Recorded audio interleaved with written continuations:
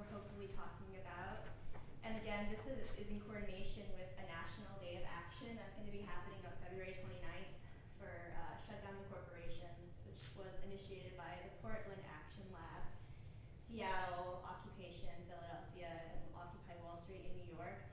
So it's a multifaceted movement, and Richmond is really putting forward a model about a discussion about how media is a corporate entity and how we can talk about the different angles. So, would you like to? Yeah, should I come up? Sure.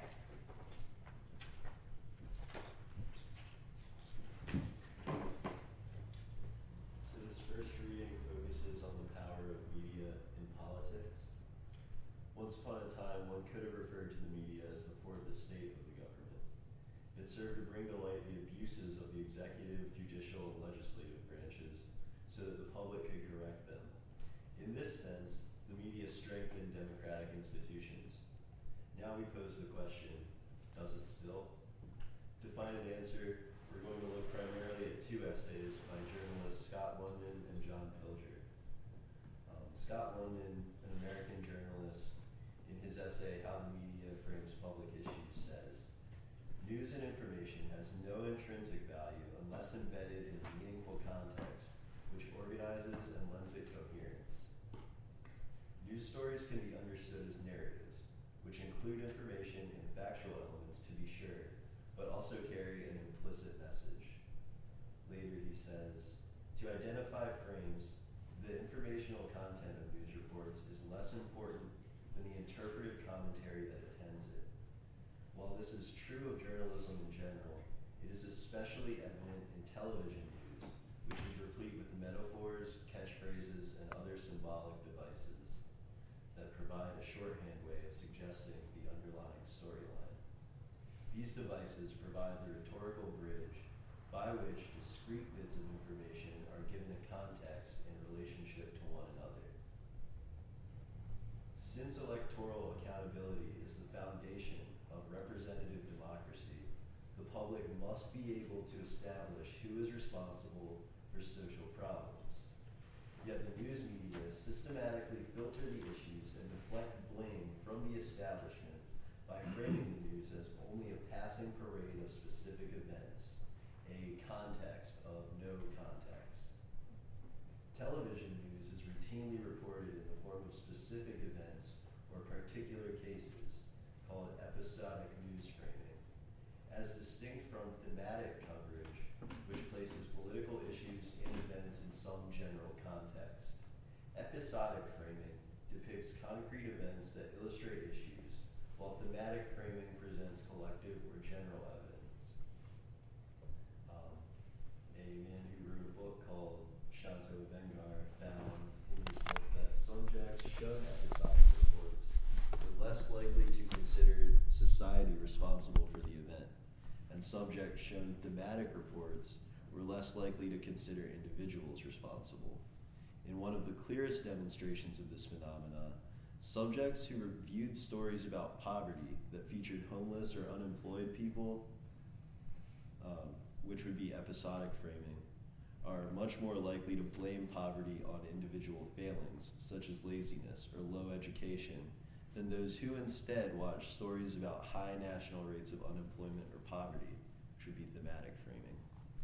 Viewers of thematic framing were more likely to attribute the causes and solutions to governmental policies and other factors beyond the victim's control. Theodore White, another American journalist, in his book, The Making of a President, says, "The power of the press in America is a primordial one. It sets the agenda of public discussion, and the sweeping political power is unrestrained by any law. It determines what people will talk and think about, an authority that in other nations is reserved for tyrants, priests, parties, and mandarins." John Pilger, the Australian journalist, in an essay entitled The Hidden Power of Media, says, "During the Cold War, long before the collapse of the Soviet Union, a group of Russian journalists toured the United States and were astonished to find, after reading the newspapers and watching television, that all the opinions on the vital issues were the same. In our country, they said to the host, to get that result, we have a dictatorship. We imprison people. We tear out their fingernails. Here you have none of that. How do you do it? What's the secret? The secret is that in liberal democracies like the US and Britain, the secret is that propaganda in liberal democracies like the US and Britain is much more thorough than in dictatorships. No imprisonment required. No loss of fingernails is called for. There is another, far more effective way. Unlike totalitarian states, the conformity of information and opinion is insidious. Its sameness implicit, ingrained, even celebrated. That concludes those readings. Thank you. Yeah, thank you. So, that's awesome. I love the words, a context of no context. That's really cool. I now want to offer this time to give a reflection on, and hopefully there's more of these in the future, a singular look at a media profession. Somebody who couldn't be here today was Ben Graverick from NBC 12, but I said, I don't take no for an answer, so let's just do an email interview. And he's like, great, just send me some questions. So that's Ben. Oh. Laura, it's beautiful. So I asked him first question. I did a little research on him. I was like, he's only been in Richmond for a year. I was like, you've been really busy. So since joining NBC 12 in 2010, how would you define your role in Richmond media? Answer: I have a relatively small role in the Richmond media as a whole. Most reporters are assigned a beat. My beat is Hanover County, but since that's a relatively small beat, I typically am assigned stories all over Metro Richmond. I see my role as being similar to a utility player in a baseball game. I'm not the star player, but I can fill in many areas as needed. Second question. You graduated from Miami University in Oxford, Ohio, which I'm confused about. I guess Miami University is not in Miami. There's one in Oxford, Ohio. Which one? Of course. Thank you. Miami in Oxford in Ohio. As media, we try to be factual, and so I just want to, put that out there that he was not in, a sunny place. And you graduated with degrees in journalism and political science. And was there a correlation? Answer: there is some correlation. I double majored because I was interested in both fields. I didn't settle in journalism until my senior year. And the journalism department at Miami coincidentally required a second major. I have a personal interest in politics, and that feeds into my stories. So, it's interesting because I wanted to show the angle of people who graduate from media-centered departments in this country, and they're very all over the place with what they offer. This particular program, he had to have a second degree, and he chose political science, so he was conscientious of political events, and he ended up at NBC 12. 3, a question. I asked him what his favorite story was. What was his favorite project to work on in recent history? He said, it is always fun when doing stories, to see them from start to finish and to see attitudes change as the project succeeded.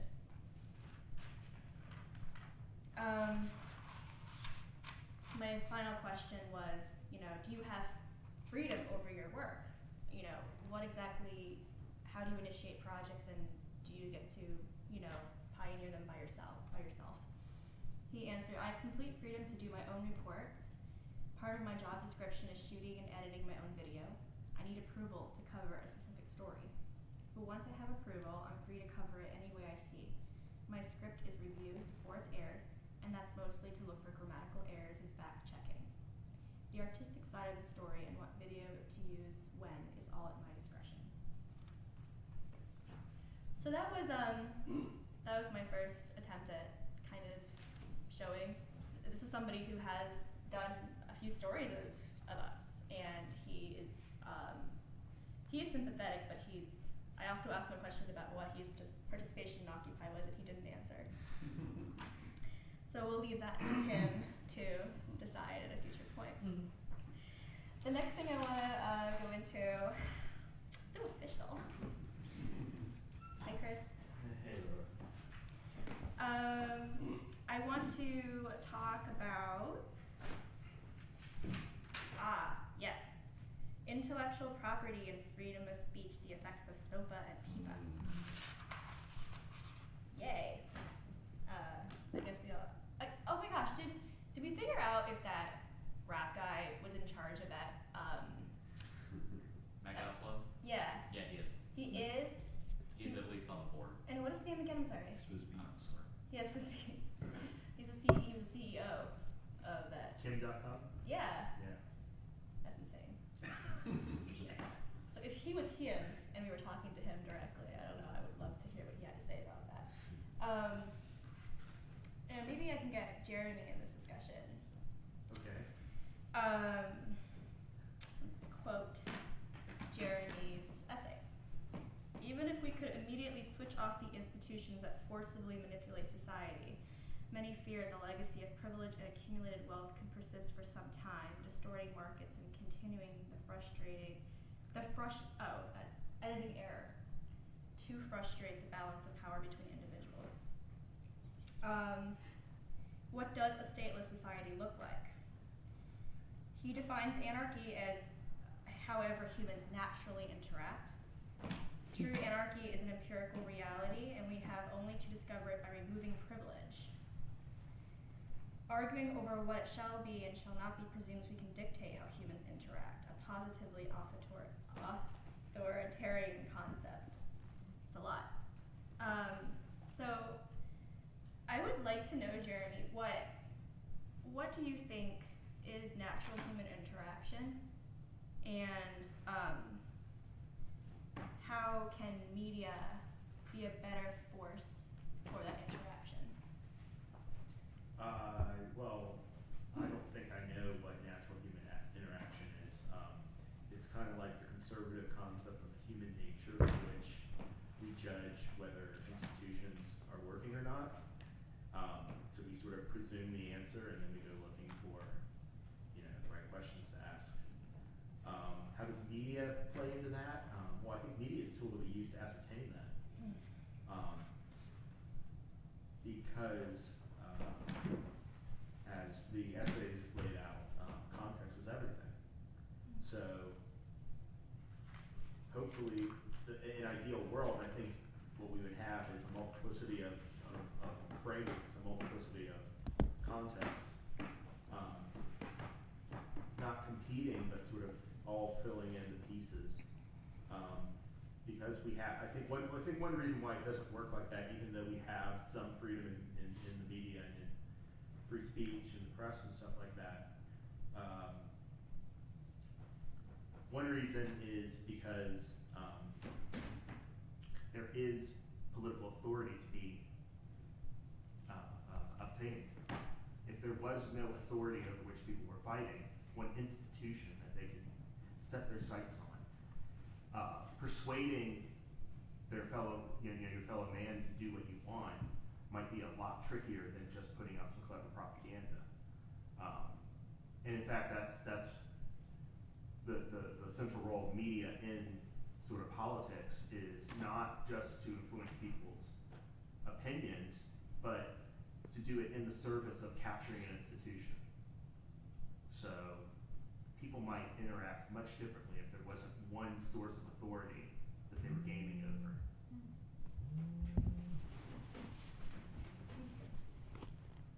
Mm-hmm. Does anyone have a personal experience with censorship that they would like to share?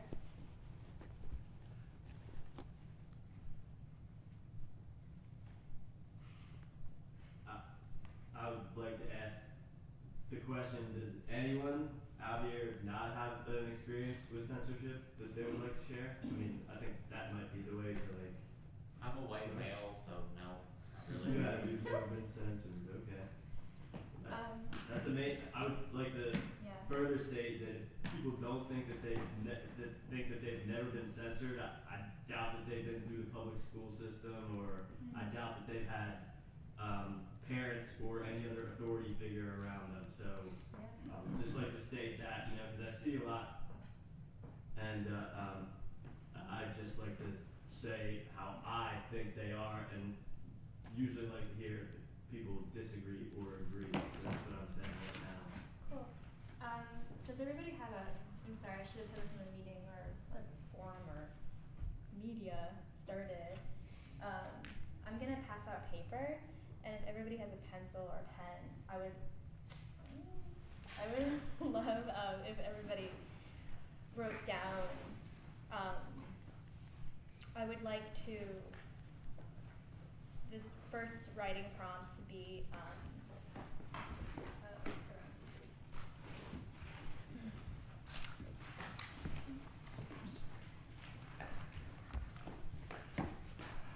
I'm just gonna get everybody paper. Or you can use a computer. Oh, we're not turning it in? No. Yes. So whatever tool of writing makes you feel. Oh,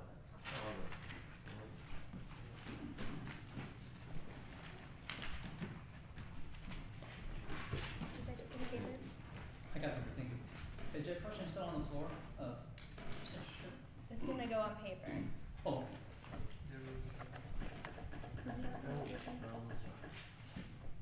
Marco. Did you say you had an extra pen?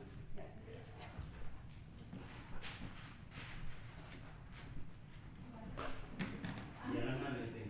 Chris, I'm gonna give you some more paper. Oh, but yeah, I don't have anything to write with it. Okay. Do you have to extra?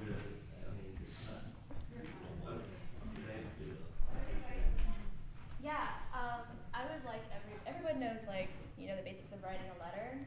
So How do you do that again? How do you do that again? Dear Don't listen to him. I had to go online the other day to figure out how to post someone a letter in Greece, so I mean, it's a dying art form, I guess, letters. But I would like everyone to write a letter to a friend who's been recently censored.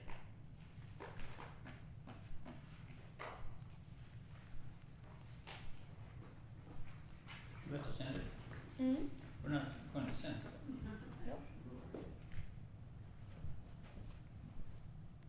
You have a question? It might help everybody say it. Yeah, this is, I mean, I just walked in, but this is a media training meeting, correct? Yeah. Okay. Alright. Just, you know, I'm not gonna argue, it seems like, I'm not sure what the relevancy of this is, but, If you want to participate, that would be wonderful. okay. It's a hypothetical kind of. Yeah. So we're supposed to know the friend that's been censored? Mm-hmm. Okay. Is there any particular context of the censorship? I leave that up to you. I think we brought up a good point that Chris brought up a good point that we've all been censored. I mean, even in school, censorship is censorship just blocking someone? Is censorship when someone speaks and you don't agree with them in a classroom? Or is censorship you actually putting up a post on Facebook and someone just deleting it? Or can censorship be can it be more subconscious in the way we just behave? If I go up to Bentley and I didn't like something she said and I turn my back to her and I actively ignore her, I mean, could she perceive that as censorship? So I leave it up to you to decide what your friend has been affected by and how you would interact with that person to either make them feel better or what advice you would give that person. But more importantly, this is a way for us to start engaging in creative writing, which is the next part of this workshop. And how writing really influences everything, even though we're entering a technologically different era than the civil rights movement. Occupy has schools now that nobody, our parents did not